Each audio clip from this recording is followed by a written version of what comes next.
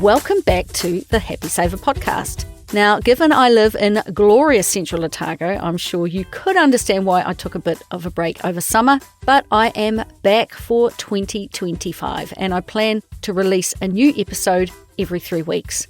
But it's nice to be back, and in case you are new around here, well, I'm Ruth, a personal finance blogger here in Aotearoa. And if you have ever wondered about other people and their money, well, in this podcast, I chat with a diverse bunch of just everyday people. I learn their stories about their financial experiences, and then I share helpful, relatable information from Kiwis who generously explain how they handle their money in New Zealand.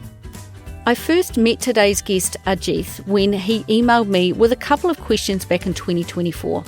He'd come across the Happy Saver while on the hunt for some motivation to keep pushing towards the goal that he and his wife Aya have to become debt-free by his 39th birthday, which is in 2028. When they began to lose patience and motivation, hearing both my journey with money and that of others, well, it really helped to keep them on track. They live with their 8-year-old daughter Avani on the east coast of the North Island, and I've changed all of their names to protect their anonymity today.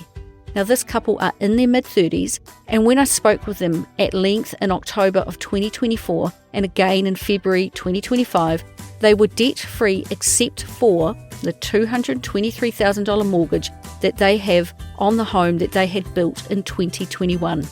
They've also been investing in their KiwiSaver, plus in investments outside of KiwiSaver. I wanted to share their journey today because his email to me and our subsequent kōrero threw up the dilemma of paying down debt fast versus investing. I think you will really enjoy today's episode.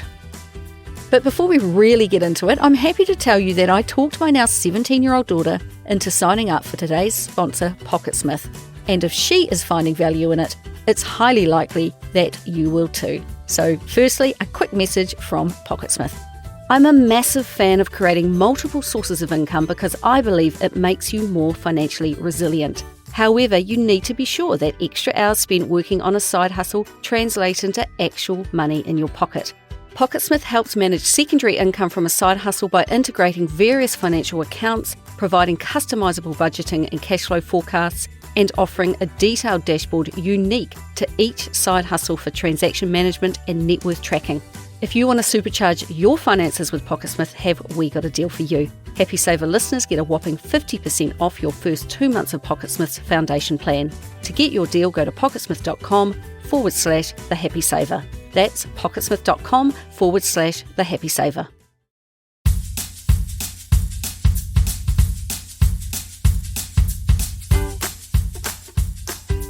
Both Ajith and his wife Aya grew up in India. His parents aspired for him to become either a doctor or an engineer, and while happy to give it a try, he said that, to put it plainly, he was not bright enough. I'm sure he is bright enough. So, with the support of his family, he settled upon nursing as a career. His plan, once he was qualified, was to head over to the Middle East to live and work, because he would make more money than if he stayed at home in India. Because he was only 17, to pay for his nursing education, his father went to the bank and set up an education loan for him. It is similar to New Zealand student loans, except it incurs interest of around 12% while you study, and his parents made these interest payments for him for the full length of his study, as well as helping him out a little financially day to day because he didn't work while studying. He began his 4-year bachelor degree of nursing plus a 1-year internship in 2005. He moved out of home to study, which was tough at first, but he said it got easier in his 2nd year, and he started to learn that nursing offered quite a diverse variety of roles, and you could, in time, begin to specialise into a niche area, something that he has gone on to do. Because he knew he wanted to move overseas, he then completed 6 months of exclusive English training in order to pass the strict exams required to be considered for overseas employment, and by 2010, at the age of 22, he was actually all done.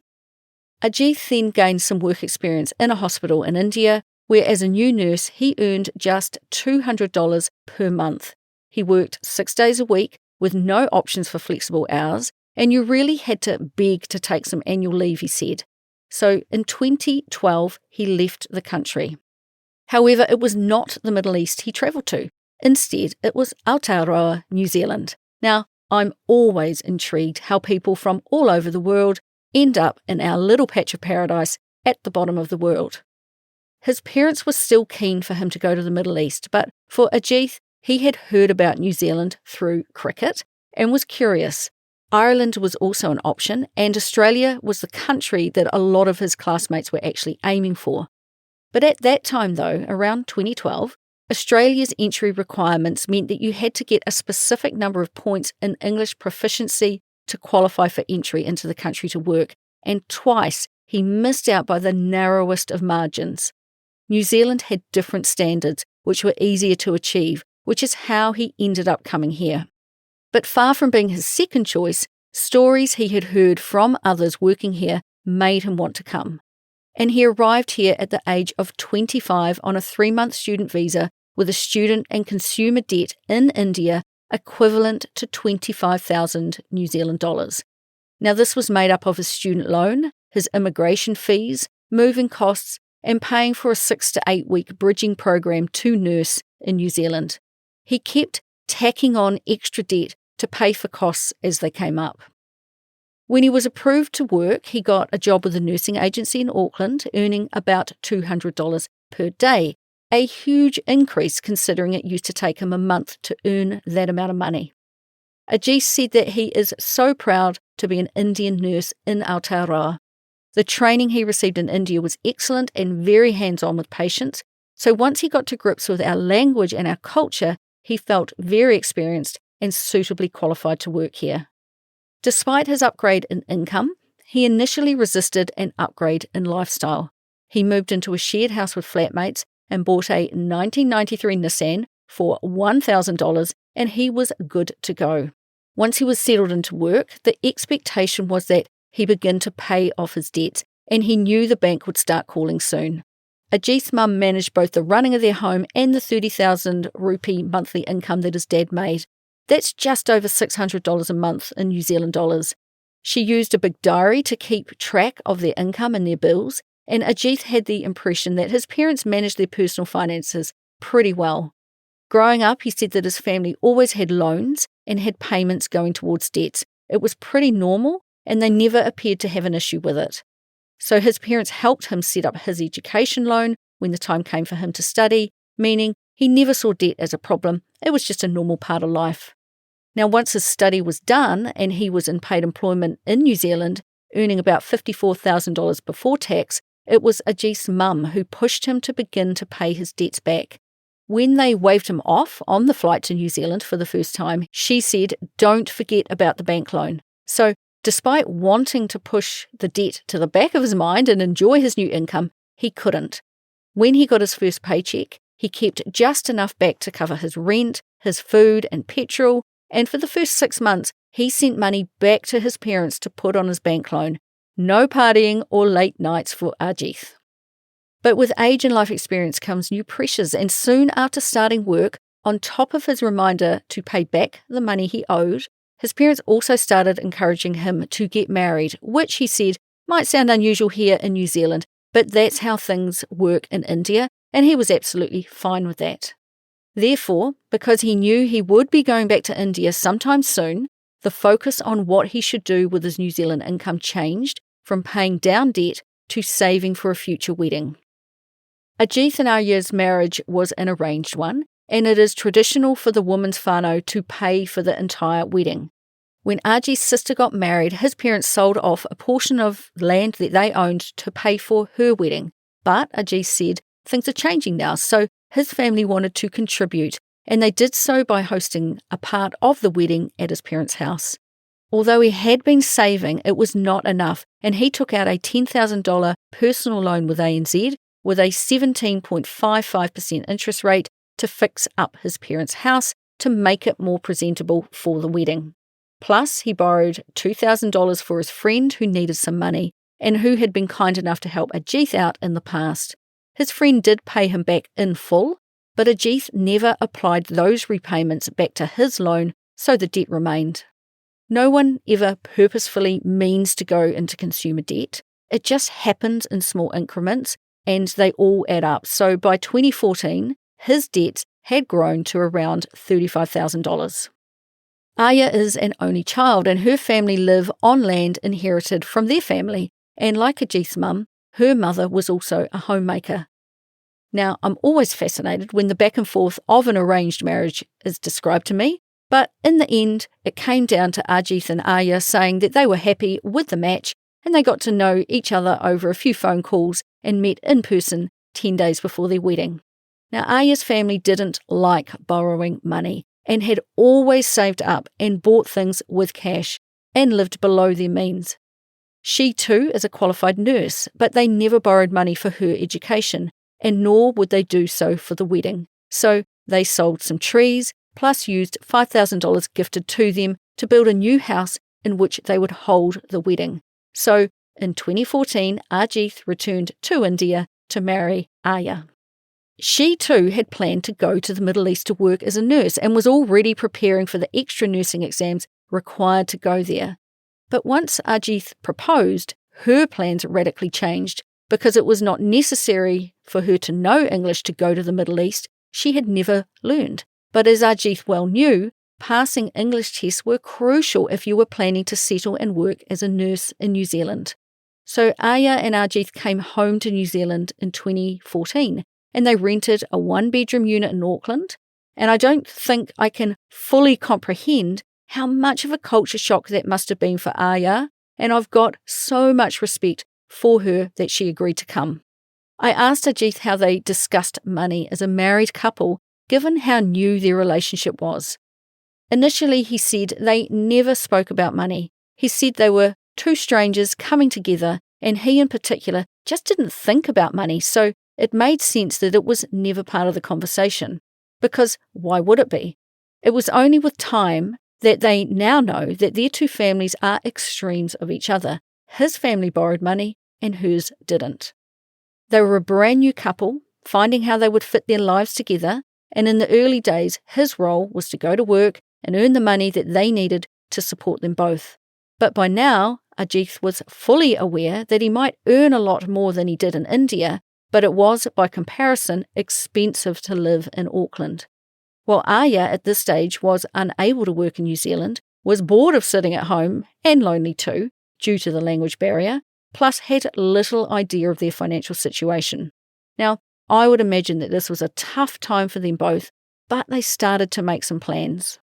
When he first came to New Zealand, some of his training was done in Rotorua, and he knew people there. Together they decided that it would be cheaper to move there to live, as they could no longer afford Auckland rents, and there was an opportunity for Ajith to work in an area of nursing that he particularly enjoyed. They then decided to start a family, and with a baby on the way, Ajith said that they, quote, needed a better car for their growing whānau and their move south. Together, they set a max purchase price of $7,000, and she in particular said that this amount would be more than enough to get a decent car. But, with a voice full of remorse, he said to me that he didn't listen to his wife, and he went and bought a $12,500 car instead. He saw an upgraded version of the car he already had and used her pregnancy as an excuse, and then moved to Rotorua to buy it. So the first proper conversation they had about money was actually to do with the car, because he shared that he was now not sure if he could pay the $200 a fortnight payment that came with a more expensive car. So they might have had a conversation about money, but in the beginning, it was a one-sided one. Now, timing is everything, and just a few days after buying the more expensive car, Ajith's mum rang to say that he needed to restart paying off the student loan in India ASAP, because the bank had been in contact with them, pushing them to make payments again, and because it was his debt, he needed to make the payments. Therefore, by 2015, because they had fully combined their finances once they were married, they had a total debt that had crept up to near $50,000, which included a credit card with a balance of about $2,500 that they could no longer pay off each month, a car loan, an education loan, and a personal loan. With Aya not yet working in New Zealand because she needed to go through her nursing registration process and English test, plus, of course, they were also expecting a baby, money was getting increasingly tight. It's safe to say that Ajith's life had got complicated pretty darn fast, and Aya may have been wondering what on earth she had walked into. It was during this first year of their marriage that he felt embarrassed to explain the full extent of their situation and ask for her help, particularly because she had no debts to her name at all. It all came from him. But, and to his credit, he did pluck up the courage to ask his wife for her knowledge, her wisdom, and her help. Aya offered to sell her jewellery, which was gifted to her by her parents at her wedding. They sold it to pay $5,000 off his education loan in India. Ouch. It was at this point that he said his wife realised that he might look like he was doing well in New Zealand, but clearly he was not. It was at this time that she realised he was not very good with managing money. Now, when it comes to sorting out your finances, in my experience, there is always a wake-up moment, a tipping point where a person fully comprehends for the very first time that something they are doing is not working, and that something has to change. Everyone needs a tipping point, and watching his wife sell off something that had meaning to her, her wedding jewellery, a personal gift from her parents, well, this was his. And in that moment, Ajith pledged that he will never borrow money ever again. He said it was very embarrassing to watch her do this, and to this day, he feels so bad that he took her for granted. But this marked the turning point in their financial situation, where they slowly started to work on money together. They now lived in Rotorua, where rent was cheaper, and Ajith found work he enjoyed, and in an effort to get Aya into work in New Zealand, she and their then 6-month-old daughter Avani, they returned to India so she could get her English tests done. Their plan was for her to do an English course here in New Zealand, but sadly, studying here was just too expensive. So they all travelled to India together, and after 1 month, he came home, leaving them there for 4 more. Now, back in Aotearoa, Ajith found himself alone and lonely, working hard, missing his family, and worrying a lot about money. It was then, sometime in 2016, that he Googled the fateful words, "How to get out of debt," and American personal finance expert Dave Ramsey popped up, as did the blogger Mr. Money Mustache. Both gave him a fast education in how he could utilise his time and his money better. And from that moment, and in true Dave Ramsey style, it was game on for Ajith. Now, for those who don't know who he is talking about here, The Ramsey Show is a one-stop shop for getting out of debt and gaining financial freedom. For those just like Ajith who are sliding further into debt month after month, he proposes radical transformation where you stop all spending except that used for your 4 walls, which is food, utilities, transportation, and housing. You live on nothing, and he is very famous for saying you only go into a restaurant if you are working at it, and there is only one place to go when you are broke, and that is to work. When people phone into his show, he gives them very blunt and honest advice about the next steps that they should take. Dave Ramsey says to save up $1,000 for an emergency fund as fast as you possibly can. You stop using all credit cards. You line up your debts from the smallest to the largest, and as fast and aggressively as you can, you pay off the smallest one, and then the next one, etc., etc. Now, most people are out of debt within 18 months. His plan truly works, but it is not for the faint of heart. But given that Ajith had had his "I've had it" moment, he was willing to do whatever it took to pay off the 50 grand of consumer debt that he had accumulated.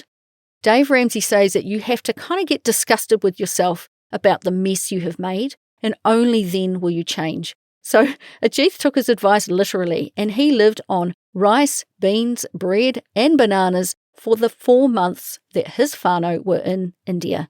He even turned the hot water heater off to save power, meaning his highest power bill during that time was just $25.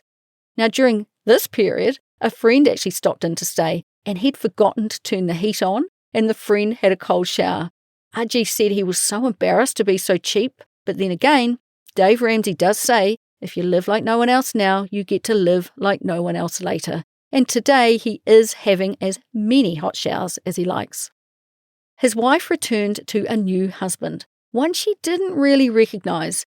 Gone was the why buy a $7,000 car when you can buy a $12,500 car husband, and in its place was a man deep in the weeds of the Dave Ramsey debt payoff plan. A plan she knew nothing about. She was upset at first, and who wouldn't be? And he said it was not easy, but he sort of convinced her of his plans, which he wanted to be their plans, to pay off the debts that he, mostly, had created. Aya was used to frugal living as a way of life, so he thought she would be okay with it. But no, his version of frugal living was extreme. There are different levels of frugality, and he was slashing or eliminating any and every cost. Heck, he had even lost 5 kilograms during her time away and was really thin, and to top it off, he had a beard. So poor Aya thought, what on earth is happening here? Once the excitement of being back together was over, reality set in for her when he started saying no to pretty much everything. He had created his budgets to follow so he could get out of debt. There was no us, it was his plan, and Aya was not the arguing type, he said, but it was clear that she was not happy. Honestly, the way he told the story, Aya, I know you are listening to this, can I just say you have the patience of a saint. So while he had his daughter sitting on his knee watching debt-free screens on The Ramsey Show, his wife was bored with this all-consuming fixation on money and certainly not on board. When he came home from work, he was obsessing about money, telling her again about his financial plan and promising that after this intense period, he and they would have a very free life. She wanted more wiggle room in these budgets that he had created, but he was pretty extreme. But he barely let up and was convinced that he could pay off all of their debts within 24 months. But in keeping with what I often hear on The Ramsey Show, they did it. They paid off $50,000 of debt in just 18 months, and by 2018, they were completely consumer debt-free. So, although a very bumpy and emotional ride, progressively they got on the same page. He had a financial goal, and progressively it became a shared goal, and now they have a shared financial vision. He knew they would get out of debt, finally have a net worth that was in the positive, and then begin to build a level of wealth that would give their whole whānau options. By watching Dave Ramsey, and in particular the debt-free screams, they used them as a motivation to stick to their plans, continue to do the math, and be consistent with their money. He knew that if he could paint a picture for his wife of what financial freedom could look like and share the tools and resources he was using, he would get her on board. And he did. So just a note to all the couples out there, you need a shared vision. Otherwise, the more likely outcome is division. You can't just drag your spouse on this journey, or you'll run the risk of just causing resentment. If you have ever heard someone say they have a secret bank account that their spouse doesn't know about, well, generally it's because that spouse is micromanaging the finances and telling the other what to do. So, although far from ideal, this is their way of gaining some control. You've got to go on a financial journey together, and to do that takes a lot of kōrero and communication about what your shared vision of the future actually is. It's really common for one of you to get super into learning about money, diving deep into every blog, book, and podcast, and then expecting your partner to get on board. But if they've not read the same content as you, well, you better be a powerful communicator to bring them up to speed. Most are not, so do yourselves a favour and learn this stuff together. Now, Aya, who is clearly an incredibly hard worker to have learned English in such a short space of time, she got her residence visa and got her first job in New Zealand in a hospital as a sterilising technician, something she could easily do with her nursing experience. I am always impressed and humbled by people who can completely upend their lives, learn a whole new language and move to New Zealand. So her being able to enter the workforce, making about $1,000 a fortnight, was a huge help in getting out of debt. She then went on to do a 1-year course here in New Zealand to top up her nursing qualification and culture papers that would enable her to get fully back into nursing. Juggling parenthood with working is something every couple faces. Now, their Indian friends often send their young children back to India to be cared for and raised by grandparents, which removes the pressure and the costs of daycare and allows the parents to work full-time. Ajith and Arya's parents actually offered this option, but they didn't want to be apart from their daughter as they knew they would miss seeing her grow up. So as the timing worked out, Arya didn't work until their daughter turned 2. She then went into a daycare close to their house for 3 to 4 hours a day while Arya worked part-time. They always wanted to keep daycare to a minimum because of the high cost of it. And when she turned 3, that is when they moved to their current location, and she went into daycare for the 3 shifts a week that Arya worked. So until their daughter was 5 or 6, Arya worked part-time, so one of them was always there to drop her at daycare and then to school and collect her afterwards. One of them was available to her most of the time, which is really important to them. Once at school, Ajith and Arya accumulated their annual leave, and if I fast forward to today, they still take turns using their annual leave during the school holidays so that one of them is always at home maximising time with their daughter. Now, I just wanted to cover off the debts that they cleared. He started his debt payoff snowball in December of 2016, and by June 2018, they were completely debt-free. They had paid off $50,000 of high-interest consumer debt in just 18 months. There was the $25,000 education loan in India, $10,000 personal loan in New Zealand, a $13,000 vehicle loan, and a $2,000 credit card. To celebrate this win, they went up to Auckland for a family trip, staying 2 nights in a motel, their first overnight stay somewhere in New Zealand other than their flat. And they visited shops and restaurants they used to enjoy before they got bitten by the get-out-of-debt bug. They then went to India during their holidays. So not only did they smash out 50 grand's worth of debt, but they actually saved up and paid cash for these luxuries. And in keeping with all the debt-free screens he had watched on YouTube, as a whānau they shouted, albeit quietly, "I'm debt-free." So in their early 30s, they had a net worth of 0 or slightly above. Together, having wiped the slate clean, they now felt they were in a position to grow. As is common when people move permanently to New Zealand, given they still have family back in India, once their debts were fully paid off, they began to send money back home each month. Their parents simply don't have enough money coming in each month, either from work or from a pension, to live. Neither of their parents would ask them for money, but sending money home when they are able to is their way of saying thank you to their parents. It is common to either send money regularly or to send lump sums for specific expenses that they might be facing, such as for celebrations, car repairs, the car itself, or a trip to New Zealand to spend time together.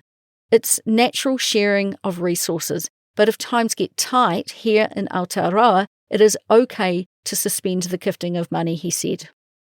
Soon after getting out of debt, they created the goal of buying a home. So back into savings mode they went, opening a conservative fund with Simplicity in 2019 to push extra house savings into. While getting out of debt, they had allowed themselves a mere $10 a week of fund money each, and they increased this to, wait for it, $25 a week each. Plus, they put money aside for upcoming expenses such as a holiday, plus starting to invest, which I'll get to shortly. But other than that, all their money that didn't go towards the necessities of life went to saving for a house deposit. Also, while investment curious, which is a new term that I'm currently thrashing and rather enjoying, during COVID, they also began what he called their Sharesies experiment, where they picked individual New Zealand stocks like A2 Milk, Air New Zealand, Ryman, and others. The results were all terrible, which they often are for stock pickers, both novice and advanced. Today, they have a balance of about $500 in Sharesies. In 2020, Arya was earning about $60,000 a year before tax, and with the debt gone, this income went straight into their house savings. In mid-2020, they took their first trip to Te Waipunamu, the South Island, down to Queenstown Lakes, and although I hoped that they would tell me that they fell in love and wanted to move down my way, instead what that trip did was show them that when they had a plan, they could save for it and enjoy it. Once they achieved a goal, the reward was that they got to do fun things. And I think your brain needs to know that at the end of some hard mahi, there is a reward. Now, this is the key about saving up cash to pay for things. It gives you a win. Winning feels good and you want to do more of it. So with a small holiday planned and fully paid for, they knew that their bigger goal of saving up for a deposit on a home would be something that they could also achieve. So now that the fire had been lit under them, they willingly saved. In line with the investing philosophy of Dave Ramsey, they also began to invest 15% of their total household take-home pay for retirement. So in our case in New Zealand, that is obviously KiwiSaver. So from 2019 to 2021, they each contributed 8% of their income for a total of 16%, which is slightly higher than Dave recommends. However, not in line with Dave Ramsey, who advocates saving for retirement whilst also saving for a house deposit, they then used the majority of their KiwiSaver, draining their accounts down to $1,000 apiece for their home deposit, meaning that they would have to do a restart on that. In 2021, they found work in healthcare and moved to the lower east coast of the North Island, and using their KiwiSaver and the savings, they created a deposit of $90,000 to buy their first home. I like their willingness to move around Aotearoa, and the reason they moved away from Rotorua was twofold.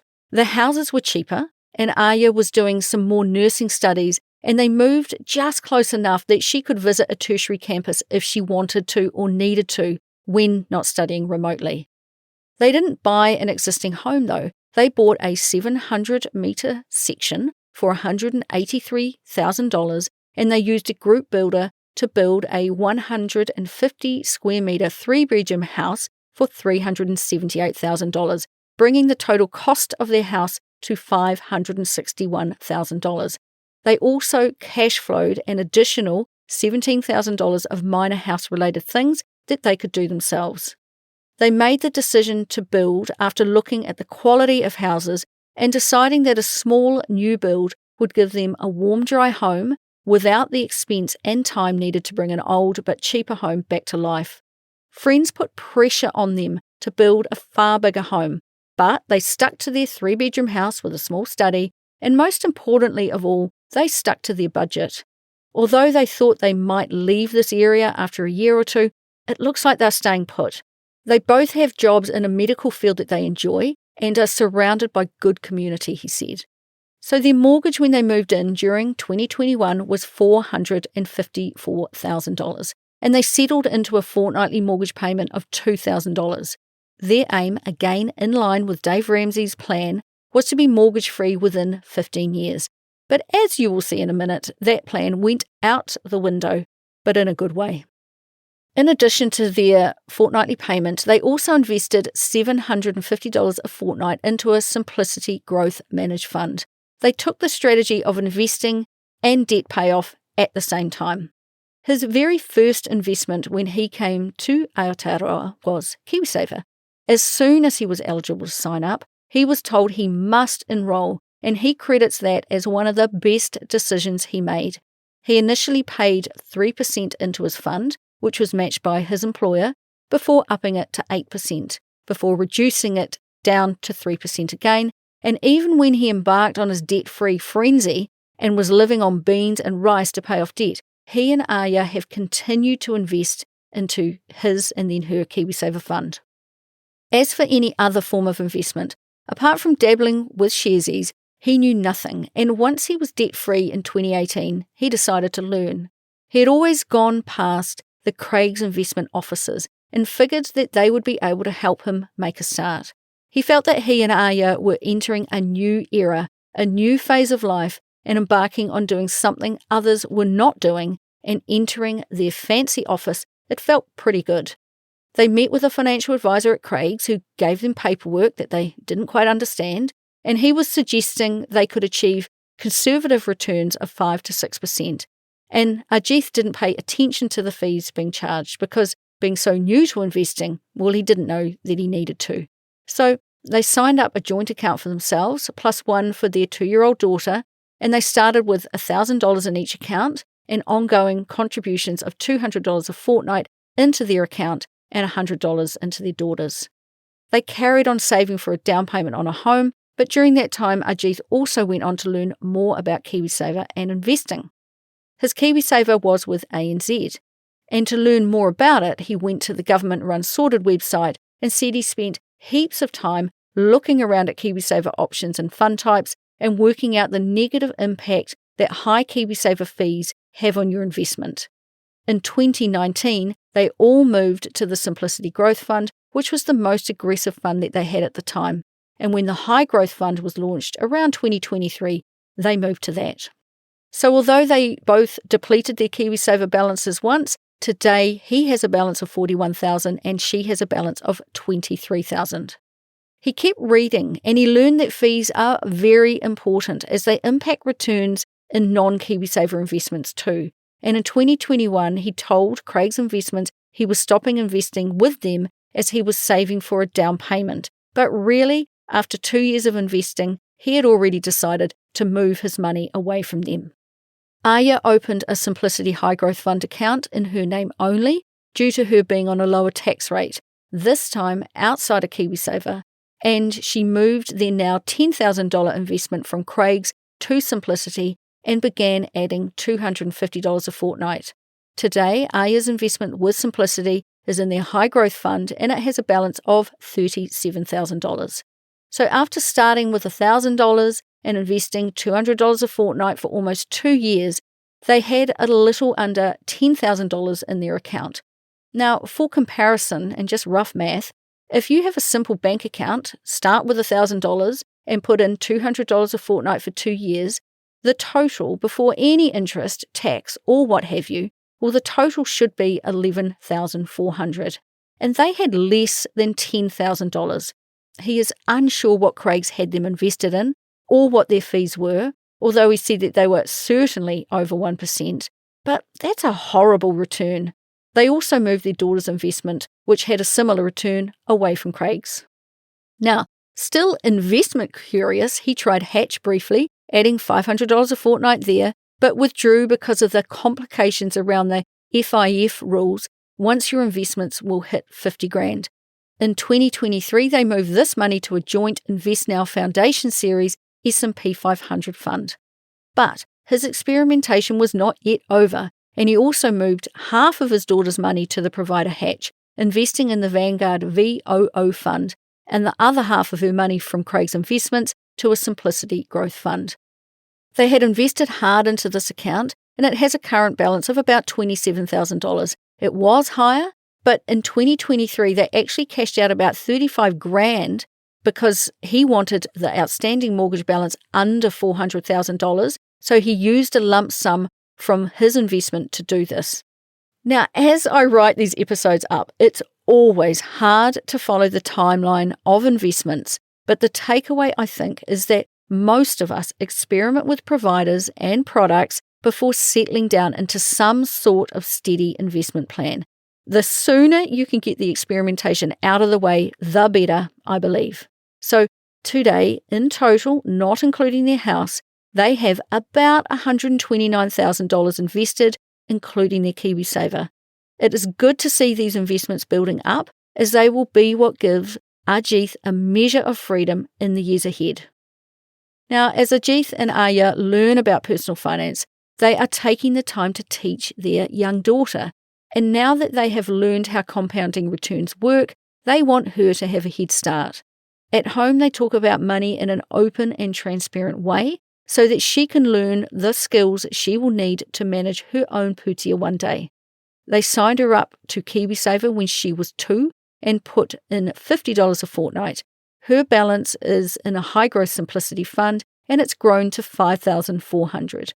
Her investment that was previously with Craig's is now also with Simplicity in a high growth fund outside of KiwiSaver with about $4,300 in it. She also has money in a Vanguard VOO ETF with Hatch, and that has a balance of about $9,800. And finally, she has about $200 with Sharesies, and this is where she puts 60% of the pocket money she makes. They are doing a variation of the Barefoot Investor 3-jar system with her, where you invest some, you spend some, and you help others with some. Unlike my daughter, though, Avani, who is 8, is watching and is interested, and lucky for her, she has a dad super keen to teach her. She has a net worth of $19,600 and growing, and good for her. Her financial plan is interlinked with her parents, and if their plans change, her investments might change too. But one day, much like my daughter who is now 17, Avani will have the knowledge to take over these investments and add to and manage them herself. In 2023, Arjith had some pressure at work, which made him question their debt payoff journey and ask himself the question, can we and should we pay it off earlier? He realised that as long as he keeps a mortgage around, it will tie both of them to their places of work. The issues at work resolved themselves this time, but what about if something else cropped up? Now, he really likes his job, but he wants to work there knowing he does it for the love of it and not the money. And while you have a mortgage owing, it is hard to have the courage to say no to the parts of the job that you just don't enjoy.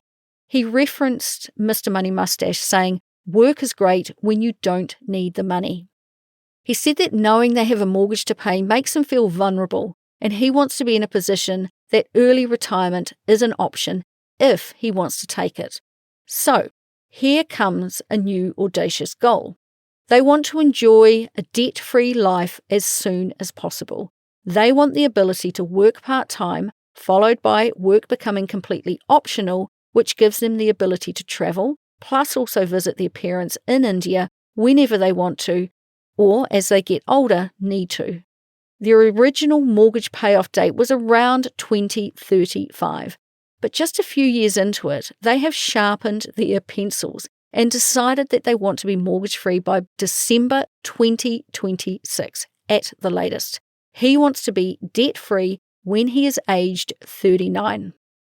Now, we spoke for the first time in October of 2024, so that gave him or them just 21 short months.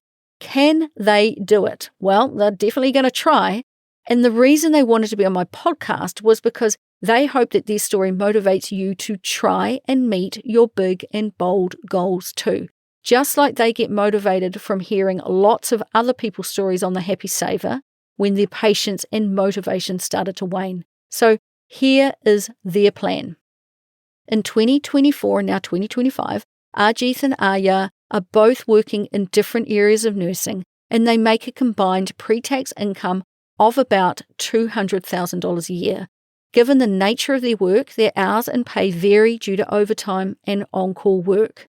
In 2021, they had a mortgage of $454,000, and by late 2024, they had reduced it to just $273,000, having paid off $181,000 in under 3 years.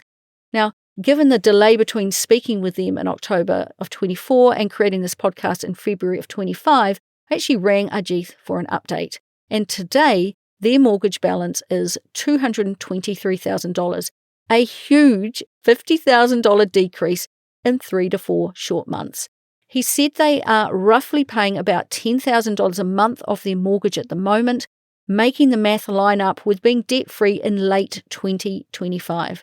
In the back of his mind, though, he is hoping to be done by July, and it's a stretch, but you never know. Now, even as I was voicing this episode, Johnny chimed in here with, crikey, they're going to be pushing the boat out to do that. But they are firmly focused on paying off the remainder of their mortgage quickly. Now, they make short-term mortgage goals by putting a portion of their debt on a floating interest rate for 6 months and then go about beating it down to zero.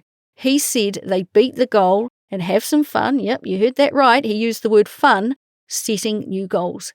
By February 2025, he said their house value had actually dropped to about $775,000, and they had around $33,000 of their mortgage on a floating rate of 7.39% and $61,000 on a fixed interest rate of 5.99% until June of 2025.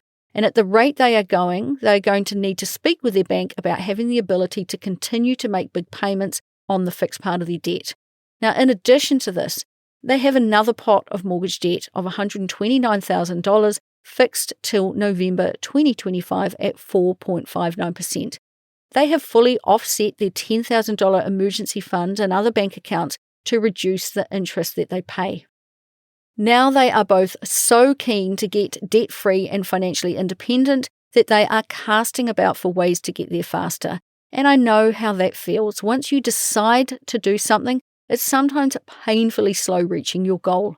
So this is where math meets behaviour, and where the illogical human who once thought it was a great idea to take on 50 grand of consumer debt at high interest now thinks it's a wasted opportunity to be potentially missing out on investment returns in the share market. So they have a choice to make every time their paycheck arrives. Do they invest or pay off debt? They were considering pausing all investing for a few years, except making 3% contributions to their KiwiSavers, which by February of 2025 now had a combined balance of about $64,000, so that they could put more of their take-home pay towards the mortgage. They were considering taking the 50 grand that they had invested in funds that they could access and putting this towards their mortgage. What would you do? It's a very interesting question to ask yourself. Ajith reasoned that they would miss the compounding opportunity for their investments, and he really didn't want to stop the habit that they have started of investing their money in the share market. But alternatively, they were thinking that paying $50,000 off their mortgage, particularly given interest rates were higher, would speed up their debt-free journey. What to do? Well, when we spoke, Ajith had stopped all payments into theirs and their daughter's investments. The only ones they kept going were his and Arya's 3% KiwiSaver contributions. This gave them more take-home pay to put towards the mortgage. They decided to leave their investments fully intact. At this pace, their mortgage will be gone soon, and then they can turn their attention and their money back to investing. This pause in investing will not be critical to their wealth.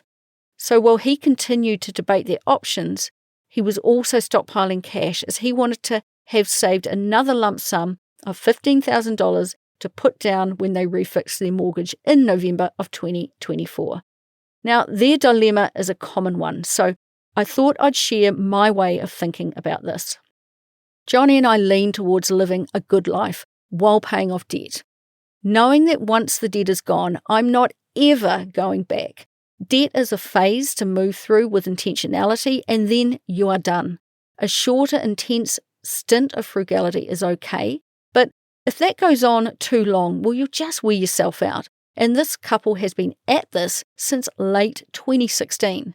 So firstly, they were intensely paying off consumer debt, then intensively saving for a home, and once they had that home, they were moving heaven and earth to pay it off. It's exhausting to be so singularly focused on your finances for so long. And as the debt-free finish line draws closer, it's easy to act like you are in a 2-lane line of traffic, jumping between lanes to try to inch ahead. You may arrive a moment sooner, but was it worth the effort? That is where they found themselves, moving whatever lever they can to find money to pay the bank.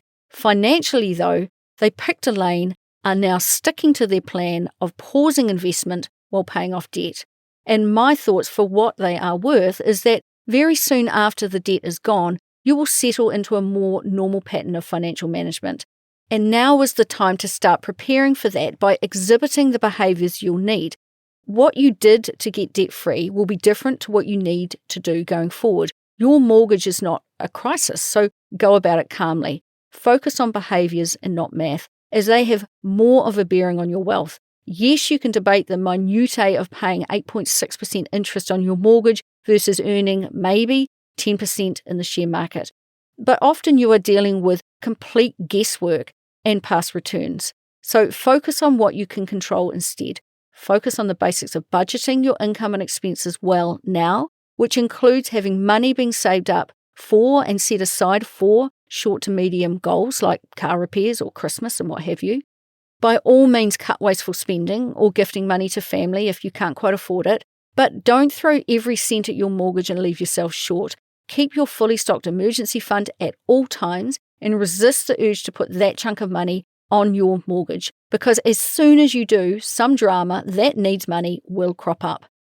Consider paying into your KiwiSaver in a meaningful way, and given Dave Ramsey keeps coming up in this podcast, his calculation of 15% of your combined take-home pay, excluding employer contributions, going into retirement is a decent enough amount to invest.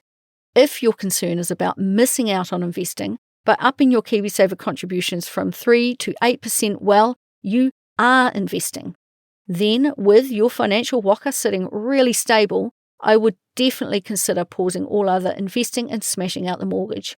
The reason I would not cash out the investments outside of KiwiSaver is because you run the risk of having all of your eggs in one basket, and that is your house, and it sets a precedent for next time. Let's assume that in a few years' time you decide to increase the size and the cost of your home, but you need another $300,000 to make that move. If you have relented and cashed in your investments once, then you are very likely to do it again, or you will just take out another mortgage. Ultimately, though, there's no right way to invest. People talk like there is, especially when it comes to math, but there is so much more to money than math. Ajith and Aya are a really strong team now who set and achieve goals. They know themselves best, and if they stick to their plans and knock this mortgage out by his 39th birthday, then down the track, if they want to upsize their whare, they can set a new savings goal then. These two have decided to just play through and maintain control of the process they've created instead of reacting to it and second-guessing themselves. Now, also, they have planned for the upsets by having sinking funds and an emergency fund, but they don't know what good things are just around the corner, such as a pay rise for each of them or a windfall of some kind. If they've been managing their money really well and are focused on mortgage freedom, if extra money comes their way, will they instantly know that they can put this towards debt? Now, it was when we actually had our quick catch-up in February that Ajith mentioned that he actually is due some back pay at work, amount unknown at this point, but potentially $10,000 to $15,000. And when this happens, well, he knows exactly what to do with the money. So it's all moving in the direction they both want to go, which is excellent. Then, once they are done, after cash flowing a celebration, which is an absolute must, then they can just begin to put their mortgage payment towards investments outside of KiwiSaver that they've already got running. Any time they feel they have missed in the market, which they won't have given they are investing in KiwiSaver, will soon be more than made up. Now, with that last mortgage payment made, they also have instantly given themselves more autonomy over their own time. More recently, Aya has picked up a couple more shifts at work, bringing in an additional $250 to $300 a fortnight. And with the mortgage gone, she in particular, given the nature of her work, she has the ability to drop back her hours, something she is definitely considering doing. Although their incomes do fluctuate, like I said, collectively they are earning about $3,000 to $3,250 per week after tax, depending on overtime and on-call work. He recently calculated that they have a 70 to 75% savings rate, and all of that is going to their mortgage. Now, this is tight. They live the rest of their lives very cheaply at the moment, but it is possible, and he is so excited, he said. He just wants it done. Then they won't have to give a single thought to mortgage rates ever again, nor ask the bank their opinion about what they should do with their money. In time, they will learn more about investing and consolidate their investments and settle into a pattern that will have fewer 180-degree shifts in the years ahead and more subtle tweaks instead. They are both so young and they have plenty of time to grow wealth once this mortgage is gone. With a paid-for house, money in the bank for emergencies and daily living, plus long-term share market investments and KiwiSaver, they can now really move into the wealth generation phase where you build up your ETF investments to a level that they then start to provide you an income. So next time Ajith has a rough day at work, he will know that they have put in the mahi to give himself options. They are both on the right track, so great job, just keep going. Now, nearing the end, but before I wrap up, I have just another quick message from today's sponsor. If your finances are holding you back from living the life you want, try Pocketsmith out. They've got the tools to help you make money management easier. And have we got a deal for you? Happy Saver listeners get a whopping 50% off your first 2 months of Pocketsmith's foundation plan. To get your deal, go to pocketsmith.com/The Happy Saver. That's pocketsmith.com/The Happy Saver. When Ajith first wrote me an email and we started debating the invest or pay off debt scenarios, I got a wee insight to the journey they'd been on to get them to the point of even asking this question. He said he really started on this journey in 2016 when he had his "I've had it" moment, when he started to turn his awareness to stopping going further into debt, getting out of debt, and then building wealth. When I asked him to chat for my podcast, he was actually reluctant, as they have not reached their goal of paying off their house yet. But I know it's worth sharing because your finances are a journey, and I don't think you ever arrive at a destination. The goalposts always shift. In just over 8 years, they have achieved a lot. Moved to a different country, learned a new language, got married, created a family, moved towns not once but twice, continued their education, built a house, found a community, and so much more. In numbers, they went from negative 50 grand to a net worth of $681,000, which is a $731,000 change in their financial position. That is a fantastic achievement. When Ajith first arrived in 2012, he was earning just $54,000, and Aya had a massive hill to climb to learn English before she could even begin to work here. And today, as a family, they earn about $170,000 after tax, which is why I am so sure that these two are moving in the right direction. Getting on the same financial page as your spouse is everything when it comes to getting out of debt, and these two had the added challenge of getting to know each other first before the kōrero around money began. I hear from plenty of people who are working at odds with their partner, and it is draining. It requires two people to step up and be an adult and play an active role. Now, Ajith enjoys the day-to-day money management stuff, but he wanted Aya to be involved in it too, as he knew that two heads are better than one. So he asked her to learn. And in turn, Aya said that she would take the time to learn about personal finances if he learned how to cook, which is a fair swap in my opinion. From what he said about his cooking skills, she might be a faster learner than him, but they are both doing their best. These days, this whānau of three are on fire, and they have regular budget meetings on or around their payday. And although he has a certain level of strictness around budgeting, it is softened by her encouraging more flexibility. Together, they find their flow, which I think is excellent. As 2024 was drawing to a close, they did make the decision to pause all that investing except for KiwiSaver so that they could focus on their debt, and they said that they would review this plan in 2025. Well, they have, and they have decided to stay the course and spend this whole year focused on their goal. And before you know it, they will be done. Now, I said earlier that I want people to live a good life while paying off debt, and despite this aggressive strategy, the family is not suffering at all. They are enjoying every day. They have a home, a community, friends, whānau, food on the table, and each other. So don't feel they're missing out. Life is good. What I want you to take away from this episode is that pushing yourselves financially is possible. You can do more than you think you can. Taking an extreme stance of putting up to 75% of your take-home pay towards your mortgage is possible. You just have to have a plan and the commitment to stick to it. It might not be for everyone, but it is the right thing for this couple, and that is all that matters. Now, Ajith initially contacted me as he was looking for motivation to keep pushing, but at the end of the day, I'm motivated by them because they show that you can make the impossible possible. He said that he is just so proud of his family, which I thought was a beautiful way to end this episode. So that was a big one, but that's all from me this week. And if you want to get in touch, you can find me over at my blog, thehappysaver.com, where I share a lot of information about how I manage money in my life.